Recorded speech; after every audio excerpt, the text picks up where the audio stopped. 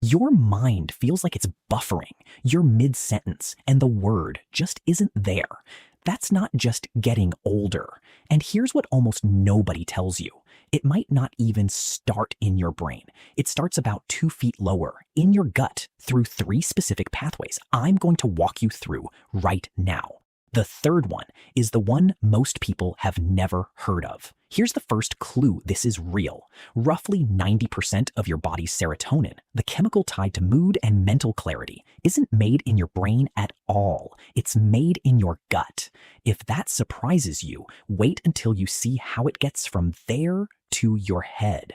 Let's start with something most people have never been told. The lining of your gut has its own nervous system. It contains around 500 million neurons, more than your entire spinal cord. Scientists call it the enteric nervous system. You can think of it simply as your second brain. It can sense, react, and send messages almost entirely on its own. There are 3 specific ways this second brain talks to the one in your head. Let's go through all 3. The first is what I'd call the nerve highway. The main physical connection is a single long nerve called the vagus nerve, an information highway running from your brainstem down through your neck and chest, straight into your gut. Here's the part that surprises most people. This highway runs mostly one direction, upward.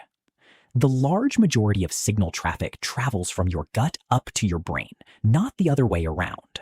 Your gut is talking to your brain far more than your brain is talking to your gut. The second is the serotonin signal. You already heard the headline stat. Most of your serotonin is made in your gut, not your brain. Here's how it actually reaches you. That gut-based serotonin doesn't cross directly into your brain. Instead, it activates those vagus nerve fibers directly, sending signals upward that shape mood, stress response, and how clearly you think. And now the third, the one almost nobody talks about, the immune whisper. Your gut lining is meant to be selective, letting nutrients through, keeping everything else out. When that lining is more permeable than it should be, your immune system reacts by releasing inflammatory signals called cytokines.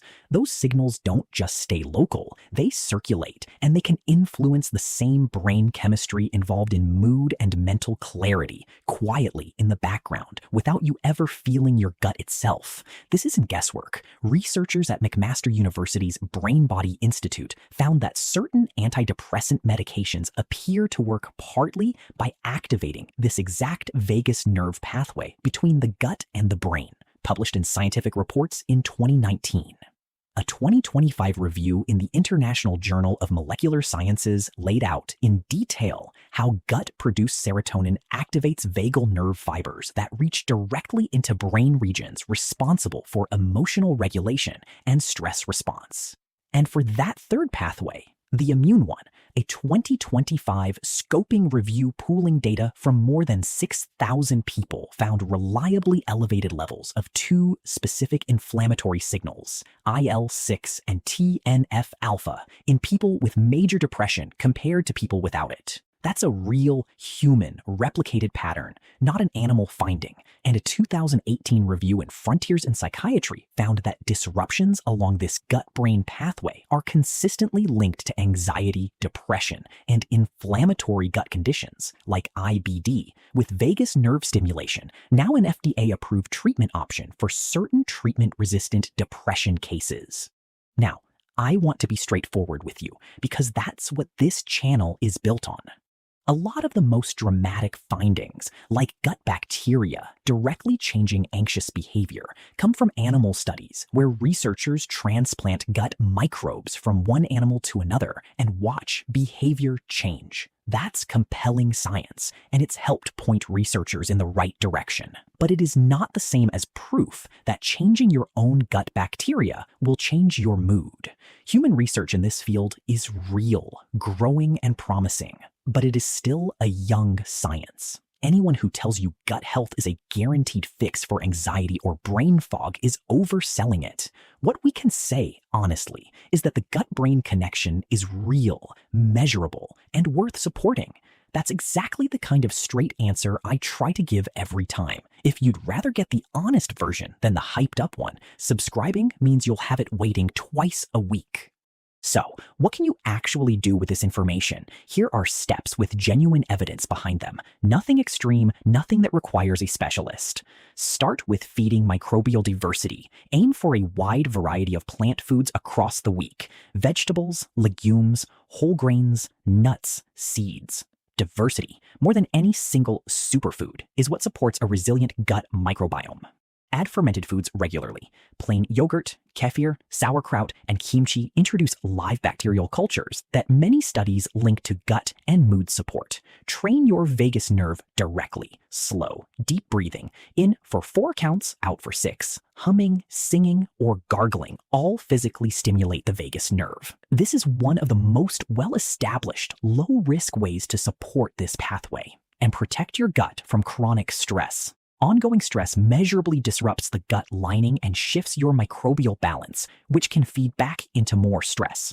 Regular movement and consistent sleep are 2 of the most protective habits here.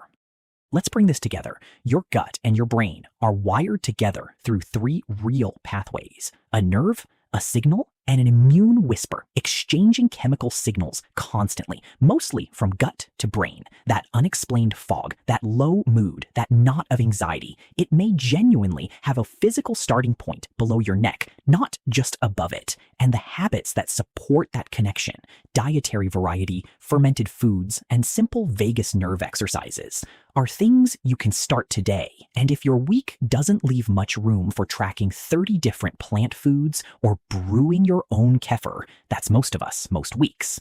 The 2 things I'd actually look for are a multi-strain probiotic with lactobacillus and bifidobacterium, the same family behind the mood research I mentioned earlier, and a prebiotic fiber source to feed them.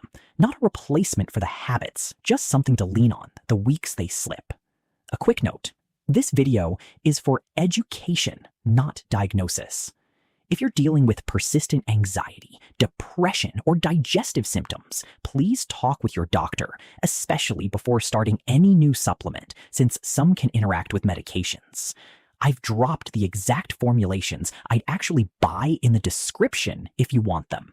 Next time, we're going deeper into another piece of this puzzle: how chronic stress and the hormone cortisol quietly drive belly fat and insulin resistance, and what actually helps. If the immune pathway we covered today surprised you, that one will too. I'll see you there.